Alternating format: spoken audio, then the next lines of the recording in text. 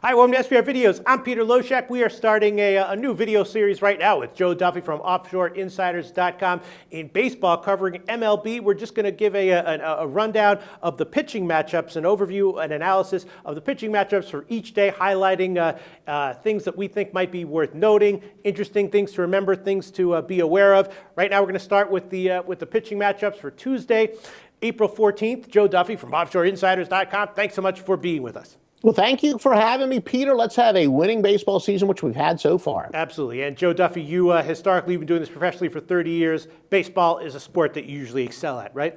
Oh, absolutely. Underdogs and small favorites. And we explain again, I'll send you a link to a video why we explain the end of the steroid era has helped us a ton at offshoreinsiders.com, but that is true. We're not going to get any, hard picks in this segment, but we are going to, get some implied picks. We're going to think about what pitchers might be due for a bad start or a good start. For Tuesday, the first thing that jumps out at me, CC Sabathia, right? Fade City. I was kind of looking to fade him last year at times. Definitely looking to fade him in his first start this year, and he delivered with a bad start, a loss. Here he is again. Not going to be an easy assignment on the road at Baltimore.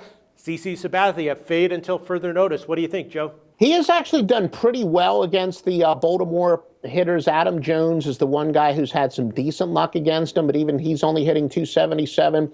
Chris Davis hasn't done well. Sabathia, he's one of these guys who just seems to manage to stick around. His obituary's been written, as from a career standpoint, that is. His career obituary's been written several times. He still manages to do it. And you got to consider that the Yankees are the highest profile team in baseball. That's not exactly sticking my neck out on a limb.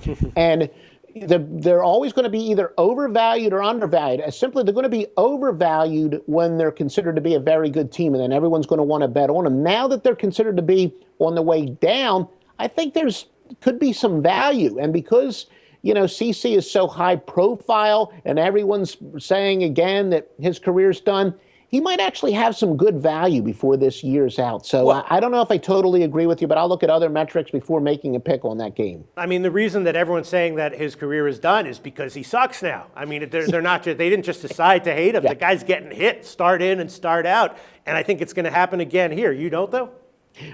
I'm not saying that I would have him, if I still played rotisserie, but these are not the years where he was a 180 favorite and a 190 favorite. I think it could be a case where he could have a plus units 1 this year, and you're going to have high total. The odds makers are more than aware of what the perception is. So I'm not saying he's a guy that I love, but keep in mind that what I like to do is look for live dogs. So all you got to do is get good value on him. And, as we're following this, let's be honest with people. I don't even know what the line is going to be yet, but he could be, he could be of some value. But again, I'm not saying that he's going to win your Cy Young, but the point is the expectations are so low that betting with him could have some good value. And then one guy who is awesome right now, right? Matt Harvey for the Mets.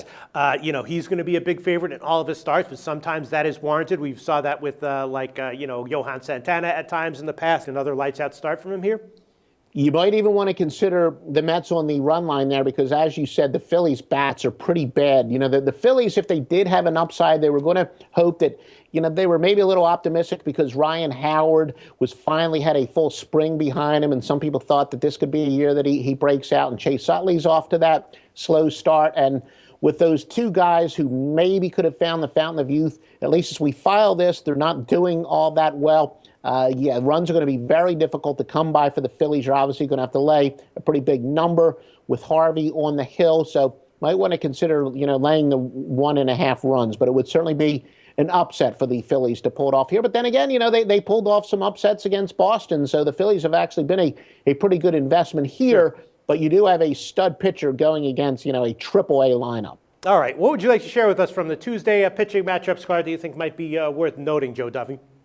Well, one of the things, look, anytime you have Steven Strasburg, he's a guy that, you're never going to get a good number with him. He's so highly touted. The Washington Nationals are a team this year that I faded already a couple times. I know that they haven't been a good investment. They've been a good investment to go again. And he's going against a pitcher, Masterson, who's a pretty good pitcher. He's pitched at Fenway. He's got a winning record at Fenway Park. So again, we're talking about value here. I'm going to go out on a limb, and again, I make day-to-day adjustments, so I may wind up contradicting myself a couple months down the road. But I think the Nationals, although they're a team that could make the playoffs, they could make the playoffs with a negative units won this year because they're obviously so highly hyped, and you got the most hyped pitcher there. And I think it might be a pretty good situation for Boston. We know that Boston bought their share of bats, and I think one of the biggest myths in sports is where people say good hitting beats good pitching. We've documented how that's not exactly true. I think I might lean towards going with the good hitting of Boston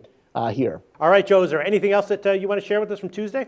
I would expect the Pirates will not have any letdown from their home opener. A.J. Burnett, who is a popular pitcher in Pittsburgh, he went to the eastern part of the state to the Phillies. Now he is back in Pittsburgh. He is very well loved. I think the Pirates fans are going to be pretty fired up. I think he's going to be quite happy to be back in Pittsburgh. So I think if you're into intangibles, I think A.J. Burnett would be a guy to take a long look at in the Detroit and Pittsburgh matchup for Pittsburgh. All right. Thanks so much, Joe.